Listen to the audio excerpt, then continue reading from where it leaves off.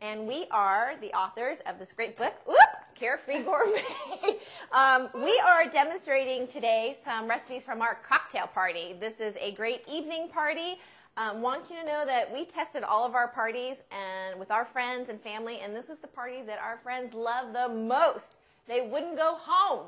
We had to order pizza because they stayed till midnight. Probably because we had 3 different martinis. And, It was great, but I do have to tell you, because you know, things happen at parties that don't always seem like they're working out, but we had the party at my house, and it was like 100 degrees outside, and we had everybody dressed. The guys were in suits, the gals were in cocktail dresses, and my air conditioning went out.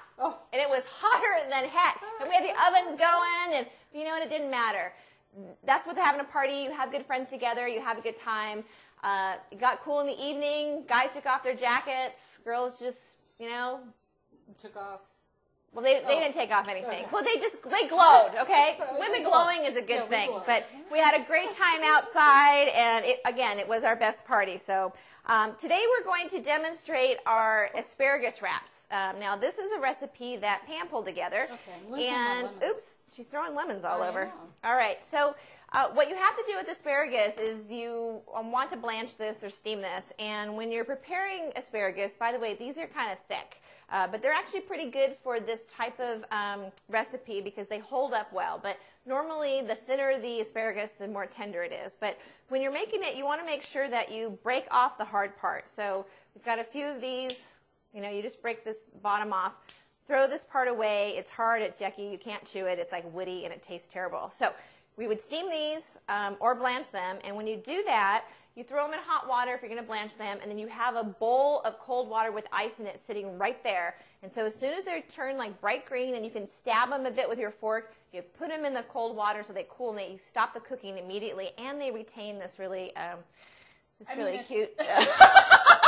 So they retain their bright green color, okay? And I think we blanched them. It was about a minute and a half. That's all it needed. All right. Now, Pam is a crepe guru. I am not. So we came up with 2 different ways to do this recipe. So you can do the crepe, and we talk about how to make the crepe in the book. I'm not going to go over that, but I want to show you what it looks like with the crepe. The crepe comes out a little round, and that's what you wrap the asparagus with. And crepes are just like little pancakes. You know, they're like very thin pancakes. That's all it is.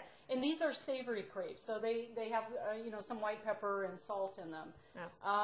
And you know, when we did them in a small pan to pour the batter in and cook them up, and then we just took a biscuit cutter to make it the size, a uniform size, to be able to wrap it around the asparagus. So that's her secret for getting the perfect round shape, because when you pour it in the pan, it doesn't come out exactly perfect.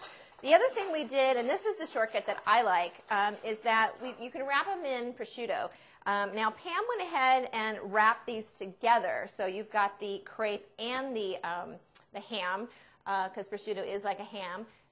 For people who like meat, that's great. Otherwise, you can make it without the meat, and you've got some vegetarian, because there's lots of vegetarians out there. They don't want to eat the meat. So again, this is really simple. So whether you're using the meat or the crepe, excuse me, I need to get a spreader. I do, or at least a butter knife of sorts, because we're going to use this herb cream cheese. Just going to take a little bit of it. You want it to have softened a little bit, not to be mushy, but just so that it spreads easily, nicely. And especially when you spread the cream cheese or the herb cheese on the crepe, you really want to make sure it's softened. Okay. I'll even put this in the microwave for 20 seconds or something like that, and then that softens it up a little bit, at least for the crepes. The prosciutto is more forgiving, and it doesn't have to be so soft. And so you just roll it up just like that. Very simple. Little pigs in a blanket. Little pigs in a blanket, that's right. So the other thing that we're doing here is I'm chopping up some red cabbage. And all we're wanting to do here is add a little garnish. And again, this is really simple, just kind of fluff it up.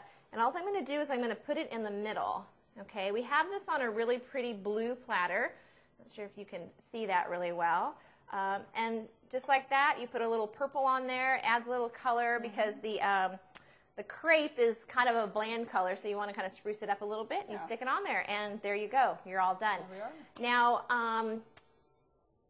with a cocktail party, you got to have cocktails, right, Pam? That's right. Okay. It's not a cocktail party. It's not a cocktail party without cocktails. So we are going to make martinis, and Pam's got these cute little martini glasses, and we're going to make the sour apple martini. And Pam, could you slice sure can. That really thin? This is a shaker. Now, they come in different shapes and sizes. I gotta say that I love this type of shaker best. It's got a leather outer band on it, because when you're shaking up the ice in the drink, it gets, what do you call it, condensation on the outside, and then it gets slippery, and then you can't grip it, and you can't get the top off. So if you can, you want to go ahead and see if you can find one like this. If you can't, that's okay, use a towel. I buy everything in large size because it's cheaper, you know. But, so what I've done here is I have purchased the sour apple pucker, and there's different brands, and I just put it in another type of jar just because I don't want to have to store the big giant one. So we've got that, and we just need some crushed ice, so I am going to get the crushed ice. Just a moment here. Let me flip to my page. Again, remember, I don't memorize these recipes, and you don't have to either. In fact, we have lots more recipes and more information on our website at www.carefreegourmet.com. So sour apple, 2-part sour pucker. Would you like some ice? Yeah, I would like some ice there, Pam. And 2 parts vodka. Now, oops, you're making noise with that ice, Pam. Can you hear me? Oh, okay. Well, that's okay. You were just making lots of noise. Oh, that's all right. You know, I want everyone to hear me. You know, it's very important. Okay, so we're using Sky vodka. You can use Cattell 1. Just don't use a flavored vodka. Why? Because you don't want some weird flavor in with your apple. Sure. Okay. So we've got this cute little jigger right here, and Pam filled this up with some chopped ice, and we're doing 2 parts vodka. 1, 2. Okay. And you know what, Pam? We need the triple sec, and I put it away, Pam, in your cabinet down here to the right, where your rest of your alcohol is. I've learned her kitchen. See, she's going one way, and I know where it is the other way. So we've got 2 parts of this, and then 1 part of triple sec or other kind of orange liqueur. I prefer triple sec over the Cointreau. Is that how you say it?